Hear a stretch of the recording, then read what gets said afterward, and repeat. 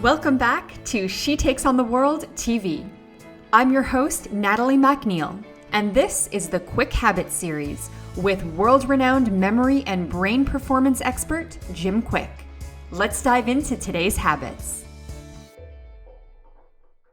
So morning routines are really one of my favorite things to talk about, and you have such a unique morning routine that you're going to walk us through, which I'm so excited about. So what is the first thing that you do when you wake up? Well, I'm always talking about the power of the brain, and I really want to get my brain the best shot to really have a good morning so it can have a great day, right? I want my brain to have a good morning so I have a great day, and really that's really what it takes. And I think that it's so important to be able to create good routines and good habits, because first you make your routines, and then your routines make you in return, right? And that's what really shows up.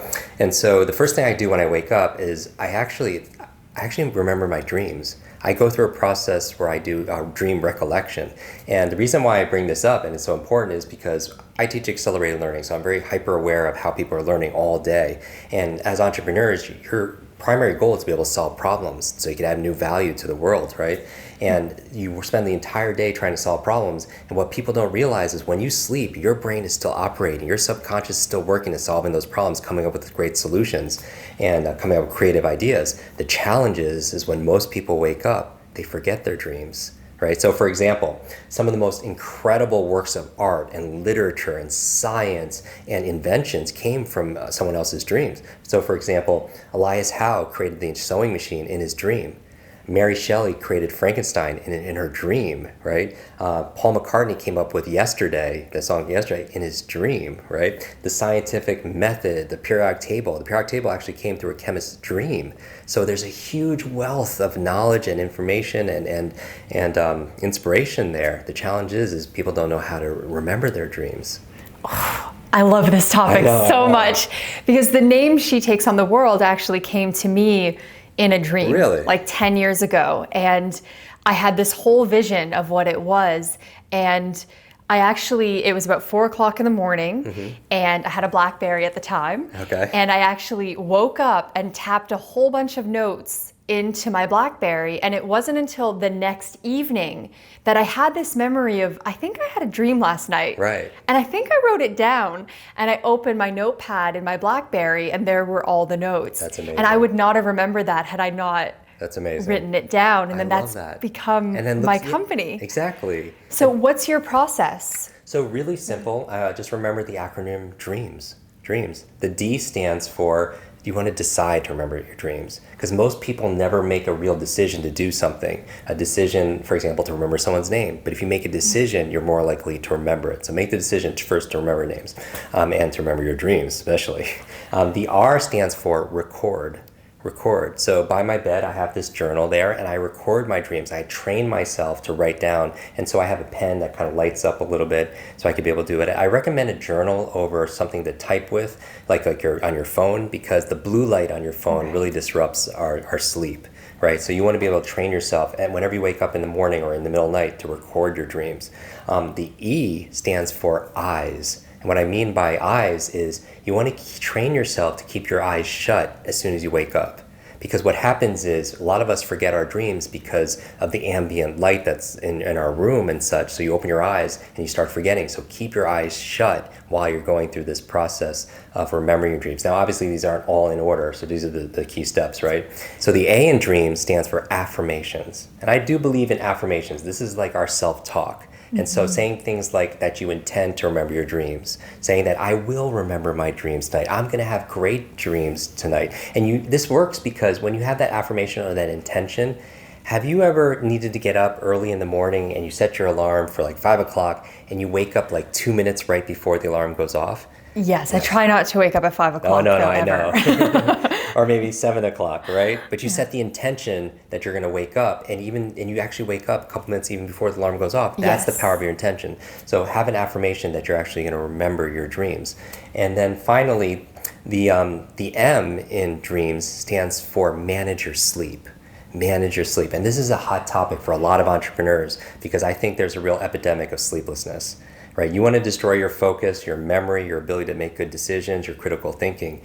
get a bad night's sleep. You know how you feel like after just a few hours sleep. And so manage your sleep. And so we teach a lot of brain hacks, if you will, to be able to go to sleep faster, stay asleep, and get well rest, because sleep is also important. Besides dreaming states, it's important for your consolidation of short to long-term memory. A lot of people will cram, and that's the worst thing that you could do before a meeting, like pull an all-nighter like at school, because that's where you actually lose ground. And so a couple of quick hacks to be able to manage your sleep. Yes. You'll notice here that I have these curtains here, and they match aesthetically, but also these are blackout curtains. So inside of those curtains is a lining of a black fabric. So when you close all the shades, it's completely dark in here, because your body needs to have complete darkness to be able to sleep, because it has photoreceptors. So even the light from an alarm clock could actually disrupt your sleep. Another thing is, like, before I go to bed, I'll use like glasses like these. And you could just get these on Amazon for $4 or $5. I have these too. You do, right? Yeah. And now why do you wear these glasses? Block out all the blue light. All the blue light. And because that's really the super villain, if you will, in this equation. Because the reason why a lot of people don't get sleep really well is because they're on their computers at night, right? Or they're on their phones at night, or on their iPads, and it emits this blue light. And the blue light inhibits your own production of melatonin. And melatonin, you need that hormone to be able to relax and go to sleep and stay asleep also as well.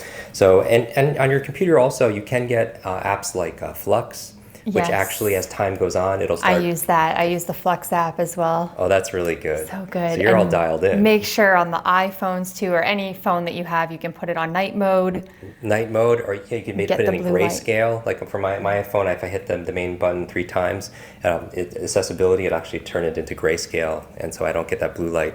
And it's interesting because I also don't feel the compulsion for checking everything, like checking, because you don't see the red likes and those things where you have messages. And I think everybody, we're going to talk about my morning routine, about having a to-do list, but I also think it's important for all high achievers, elite mental performers, to have a not to-do list. Because usually the first thing that people do when they wake up in the morning is, go on their phone. They go on their phone. It's terrible. It is such the worst habit. I want everybody to break that habit. Every viewer who's watching this who still does that first thing in the morning. And that would be I want that broken. And I would challenge everyone who's watching to be able to not touch your phone the first hour of the day. Totally and I'll agree. tell you the scientific reason why is because, first of all, when you wake up in the morning, you're in this, what they call, you have different brainwave states, right? Beta is when you're most awake. Delta is when you're fast asleep. The level above that is this theta state, and that theta state is your state of creativity, and this alpha state in between is that state of relaxed awareness, and you're very highly suggestible. And if the first thing you're grabbing is your phone, it does 2 things. Number one, it drives you to distraction. Your brain, every time you touch your phone, especially early in the morning, it's wiring itself to lose its focus. And I know a lot of entrepreneurs have trouble focusing. Everyone tells me this at events that I'm at, if I'm asking them about their biggest challenge right now. The majority of people are saying that focus is their biggest challenge every day. Because how can you accomplish and be productive and be a high performer if you're distracted all the time and multitasking? And so here's what I recommend. The reason why you don't want to pick up your phone is because every share, comment gives you a dopamine fix. So you're starting to get like this hit, if you will, and it becomes addictive. Right. I interviewed Dr. BJ Fogg recently, and he is in Stanford researcher, and he talks about, he's like one of the experts on habits, and he was saying one of his students co-founded Instagram because he used that understanding, that framework to be able to, because how addictive is that? They say the average person opens up Instagram more than 50 times a day.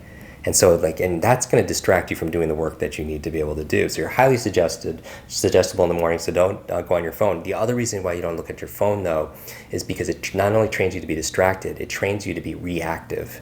Because when you check your phone, you look at your texts and your messages and your emails and everything, all these different updates, it's training you to fight fires, and everybody has a need from you, and you're reacting to this, as opposed to waking up in the morning, going with your mission and your vision, setting your agenda. I think there's 2 types of people in the world. I think there's thermometers and there's thermostats. A thermometer is something on the wall that reflects, think about the function, it reacts to the environment. It reflects what the environment is giving it.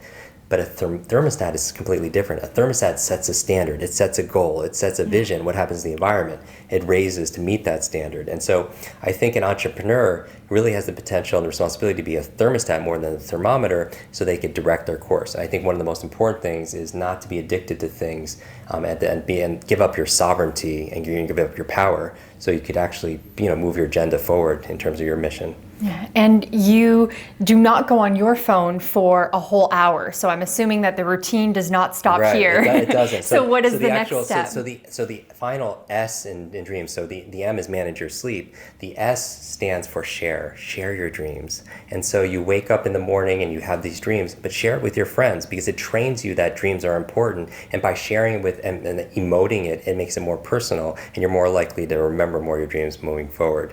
And so that's my dream sequence. The first thing I would recommend when you wake up in the morning is remember your dreams.